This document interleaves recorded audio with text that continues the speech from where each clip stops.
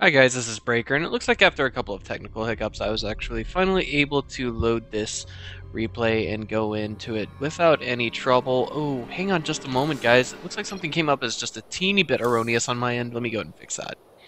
Let's see here. Sorry, this isn't my actual casting overlay.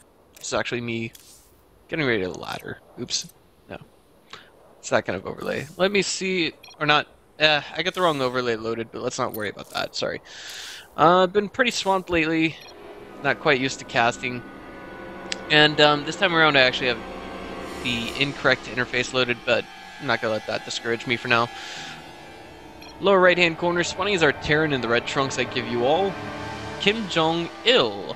Interesting. It's actually, according to Korean pronunciation, it would actually be read as KimJongILL. At least correct Korean phonetics, that is. And in the upper left hand corner of the map, it is Akilon Flats.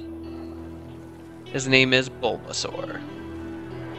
I find this rather interesting. Well, at least the theme of the game, so I'm gonna go ahead and just cast it the way it is. Let me see. This looks like a pretty bare bones kind of setup, if you will. But I'm hoping I'm not dumb enough to load this when I cast tomorrow morning's Asia StarCraft League. For those of you who are in Taiwan, you know what? For those of you who are in Taiwan that speak English as a first language and play StarCraft, or anywhere in the eastern hemisphere of the planet, and would really like watching it, best thing I can tell you is it would start at about 8 o'clock China time. So for those of you who are genuinely interested, just don't hesitate to tune into my channel. You can find it here. Excuse me. Went a little off hinge there by, just doing that. But we do have a particularly early gas coming from KimJongILL. If I remember reading into that correctly, it went down before the barracks even got started.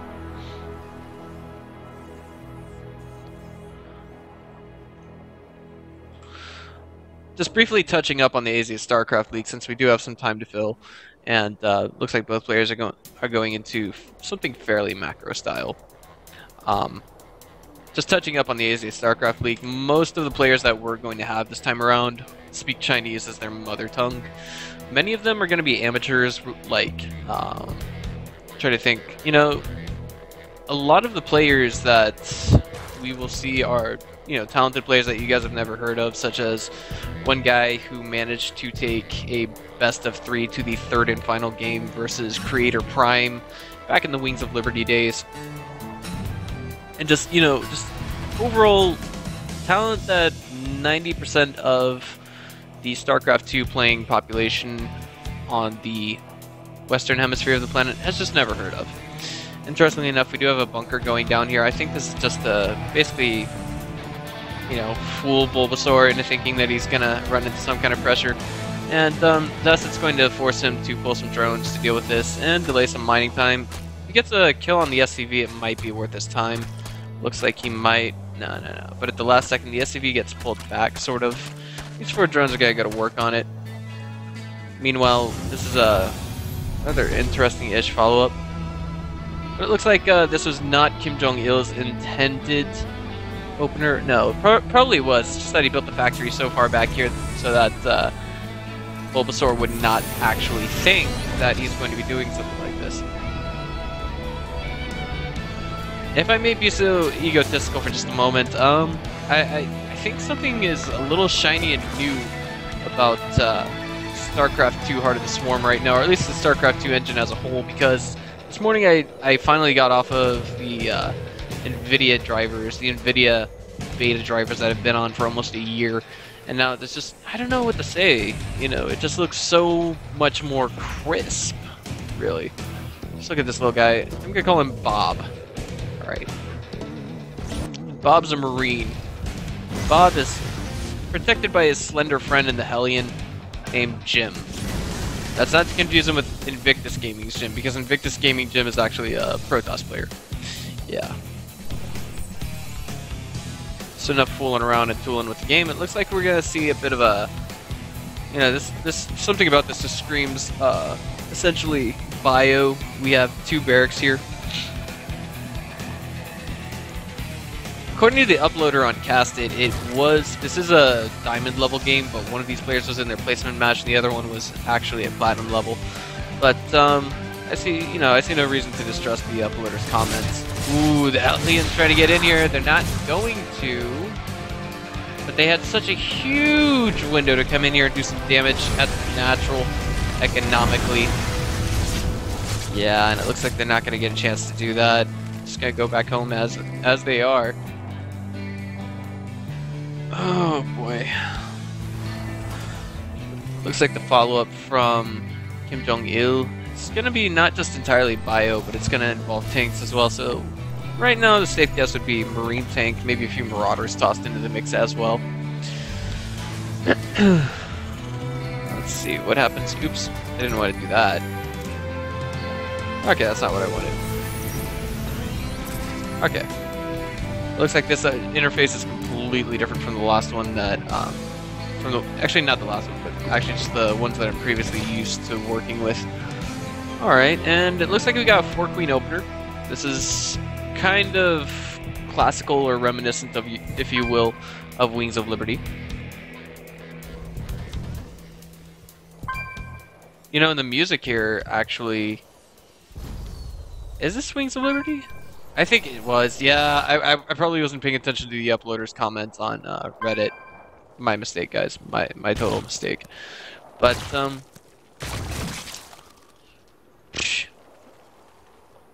don't know. Ultimately, it looks like we got, you know, the game going on. And this is kind of a late-ish moment to take a third. Once the 4 queens are already out, that is typically the most optimal time to go ahead and take a third.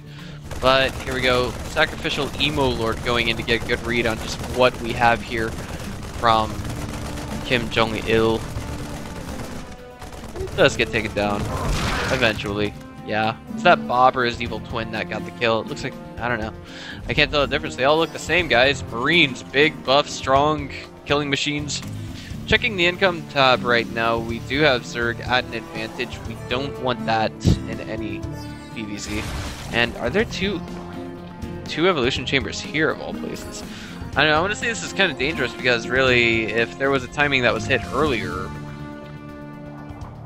I just don't know what kind of damage could have been done there. But one more thing to highlight, let's just look at this map and how it's different from Akilon Wastes. There's not a whole lot of differences really. I mean, there's no rock tower here. Okay, so now I can see just like what the difference is. No rock tower here either, so this is basically, these guys are stuck in a time warp. Okay, so now we got our Terran moving out with stim finishing. This could be a stim single tank timing, maybe a hard contain considering we have 2 SCVs being pulled. But it looks like this is going to be essentially a contain fail. Yeah, gotta move out on creep. No contains going down here, guys. Sorry, no, just too much creep. It's always nice to take it back to one of these openers. It looks like this Spinecrawler is going to fall with only an SCV kill. Poor guy. No scans going down to take down the creep tumors just yet. This is actually really dangerous. And it seems almost as though we actually have our player KimJongILL completely oblivious to the fact that he actually had to go through and research Siege Deck. You know, I mean, that's the beauty of going back to Wings of Liberty. You could just, you know, I mean, this is a fundamental that hasn't been changed since Brood War, and now it appears to be a complete opposite case. Now we do have a lot of Lings morphing right now. Some of them, 5 or so, are going to go here to the natural. And this was a great drone massacre that just took place down here. If we check that out, that is 15 workers that we will not be seeing our blue Zerg get back at all. Siege Tech did finally finish. And it looks like, ooh, that is one unfortunately surrounded tank. Marauder would be okay unit to use versus versus all these Lings, excuse me, versus all those Banelings, you know, trying to get it to tank for the Banelings. Now, if we could just find KimJongILL with a way to kill all this creep. No, you know what? Is the SCV still here? No, it isn't. It's been destroyed. Okay, lots of Spinecrawlers in the defensive position. I think the Queens would be alright, you know, alright acting as tanks for those Marines. Most certainly. I mean, look at them. There's 6 of them here, floating a significant amount of energy. I would say it would be okay for them to even, like, take the Marines on right now, but, you know, there's only one medevac here. They don't quite, you know, they got the same range attack-wise as Marines. And, ooh, wow. That was an excellent kind of snipe, if you will. Baneling's finished up with the natural, so it looks like we're going to have KimJongILL steadily but slowly and surely running back. And I gotta say, this game, something about it just seems new and sexy with the drivers that I'm using, guys. It's like every other week I'm finding something to improve with StarCraft 2. Now behind this in production, we do have pathogen glands going down. Looks like there's something going on here. I'm not quite sure what that is. I can't tell if this is a ladder game or if it was, you know, custom. Beautiful. Now I'm wondering, and this is just about the only problem I have. Ooh, the queens are actually moving out here, taking a lot of damage. And yeah, just doing what queens do best: transfuse, transfuse, transfuse. Many more banelings in production behind that. I want to say if there was ever a timing for basically Bulbasaur to retaliate, now would definitely be that time. If we just look at the army supply right now, both players are painfully even. If he could make some sick Baneling connects here in the near future, you know, or even just roll the Baneling straight up into the mineral line over here and take down the mules, I think that would be kind of worth it. But behind this, we're going to have both players essentially trying to macro up a little bit more, trying to get their tech up, and this is scary, I gotta say. I mean, even for the Wings of Liberty days, you know, we got Hive Tech on the way on 2 base, and we have a double expand behind that. Now, my understanding is a triple expand. Wow. Well, I guess we had the macro floating for that to happen. And I want to check the income now. Resources instead, actually. Wow, okay, our Zerg is floating entirely too much money. So I'd say it'd actually be worth this time to actually, you know, throw down 3 macro hatches and put those queens to work on those hatches. But speaking of queens, wow, that is a lot of them. Yeah, a lot of them are floating energy, too. 3rd base, 4th base, firmly established for KimJongILL. The question is, who's going to prevail over this, you know, this next engagement? Provided the queens are basically taking the tank shots, I think we'll see, and as long as we see some sick Baneling connections, I think we'll see, you know, Bulbasaur doing just fine, but the Banelings, oh my god, are they going to hit the tanks? They did, but they also got some sick Marine connections as well. Check the upgrades real quick. We are talking about, oh no, the infestors, gotta be careful with them. Beautiful fungal growth. Money fungal, in fact. Oh my god, sick fungal! But unfortunately with the medevacs here, you know, it's like, the fungals are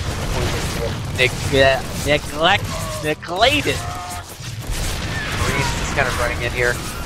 Queens are gonna take down the medevacs, that's just, wow. Interesting. It's just so fun to watch one of these replays. It really is, guys. I mean, I know you guys can't tell it's a replay. Just look at that. Oops, shift O. Wah, wah, wah. So right now we actually see KimJongILL at a huge disadvantage, army-wise at the very least. But, you know, I'll check income right now. Let's see what that's at. 1,800. Behind this, do we have a bank? Yes, we have a huge bank for our Zerg player. Alright, so what he has to do is he has to become conscious of all of the, hatcheries that he does have, not quite just get his macro up, but also find an appropriate time to retaliate. He's building the forces it takes right now, but what about the resources for our Terran? Oh wow, yeah, he's getting ready for the long game. He's getting ready for the long haul with this, but again, it's hard to say who's going to end where. Queens, queens, queens. Beautiful for spreading creep. Behind this, we do have a General Glands, and finally 1-1 getting researched for our Zerg, and 2-1 being researched for our Terran. Again, the 4 barracks just finishing up, so that's really going to help increase the remax time for our Terran. KimJongILL. I'm sorry, guys. I feel really uncomfortable using this this layout, this interface layout, but you know.